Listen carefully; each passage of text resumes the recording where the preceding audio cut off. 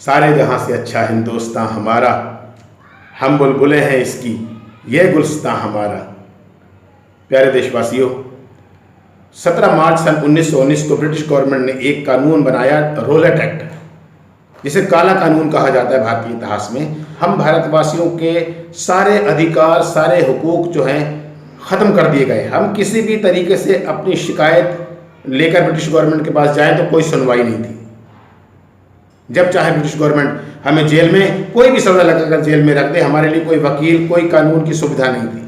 इसी कानून का विरोध करते हुए हमारे देश के दो क्रांतिवीर, श्री सत्यपाल जी और श्री सैफुद्दीन जी किचलू, जिनको गिरफ्तार कर लिया गया, और इन दोनों क्रांतिवीरों की गिरफ्तारी का शांति में विरोध करने के लिए 13 अप्रैल सन 1919 बैसाखी वाले दिन बहुत सारे क्रांतिवीर इकट्ठे हुए जलियांवाला बाग अमृतसर में। हालांकि बहुत सारे क्रांतिवीर जो थे वो अपने परिवार के साथ आए थे, क्योंकि बैसाखी का पर्व थे, और दरबार साहब में मत्था टेकने के बाद वो परिवार सहित ही इसी शांति में आंदोलन में शामिल हो गए। पंजाब के गवर्नर माइकल फ्रांसिस ओडवायर के आदेश पाकर सेना नायक general Reginald Edward Harry Dyer, जो कि 90 फौजियों का एक दस्ता लेकर जलियांवाला बाग में घुसा और अंधाधुंध फायरिंग शुरू कर दी। बहुत सारे क्रांतिवीर वहां पर शहादत हासिल कर गए। कुछ बचे, जो बचे उनमें से एक 19 साल का नौजवान क्रांतिवीर ऊधम सिंह कंबोज, उसने अपनी आंखों के सामने ये सारा नरसंहार, सारा कत्लेआम, खून खराबा देखा, और उसके मन में एक ऐसा आक्रोश, ऐसी नफरत पैदा हुई गवर्नर के लिए और जनरल के लिए, कि वहीं पर देश की मिट्टी को अपनी मुट्ठी में लेकर उसने शपथ ली, उसने ये कसम खाई, जब तक मैं गवर्नर ओडवायर और जनरल डायर को मौत के घाट नहीं उतार देता तब तक चैन से नहीं बैठूंगा। एक अहद ले लिया अपने दिल में कि गवर्नर ओडवायर और जनरल डायर को मारना है, कत्ल करना है।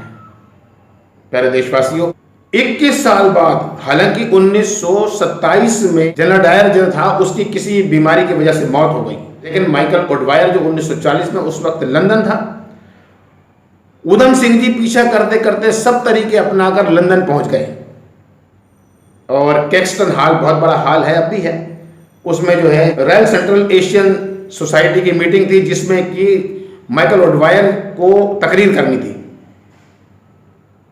कैक्सटन हॉल में ऊधम सिंह जी भी पहुंच गए। जैसे ही तकरीर खत्म हुई, ऊधम सिंह जी ने रिवॉल्वर निकाला और 2 गोलियां माइकल ओडवायर के सीने में उतार दी। माइकल ओडवायर, पंजाब का जो गवर्नर था, वहीं पर ढेर हो गया, और उसी माइक पर जनरल डायर ने सारी पब्लिक को ऊंची आवाज में संबोधन किया कि 1919 में जो माइकल ओडवायर ने जुल्म किया था जलियांवाला बाग में क्रांतिकारियों पर, आज मैंने उसका बदला ले लिया। सरदार ऊधम सिंह जी ऐसे क्रांतिकारी हैं जिन्होंने अंग्रेजों को उनके घर में घुसकर मारा, और जलियांवाले बाग में जो कत्लेआम हुआ था उसका 21 साल बाद बदला लिया, अपने आप को समर्पण कर दिया।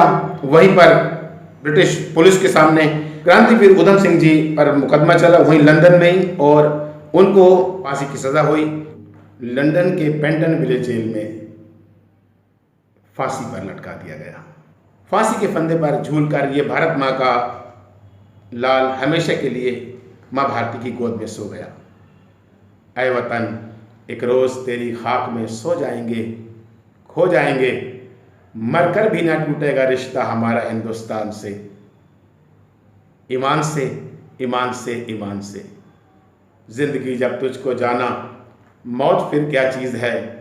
ऐ वतन तू ही बता, तुझसे बड़ी क्या चीज़ है। 31 जुलाई शहीद ऊधम सिंह जी का बलिदान दिवस है। देश की आज़ादी के बाद शहीद ऊधम सिंह जी को शहीद आज़म के खिताब से नवाजा गया। यही खिताब जो है शहीद सरदार भगत सिंह जी को भी मिला था, और 1974 में शहीद ऊधम सिंह जी की अस्थियों का कलश, जो कि भारत सरकार ने ब्रिटिश गवर्नमेंट से लिया, जो आज भी जलियांवाला बाग में देशवासियों के दर्शनार्थ सुशोभित है। 1995 में उत्तर प्रदेश की मुख्यमंत्री मायावती जी बनी, तो उन्होंने रुद्रपुर ज़िले को शहीद ऊधम सिंह जी की कुर्बानियों को ध्यान में रखते हुए उनको श्रद्धा सुमन अर्पित करते हुए शहीद ऊधम सिंह नगर ज़िले का नाम दिया।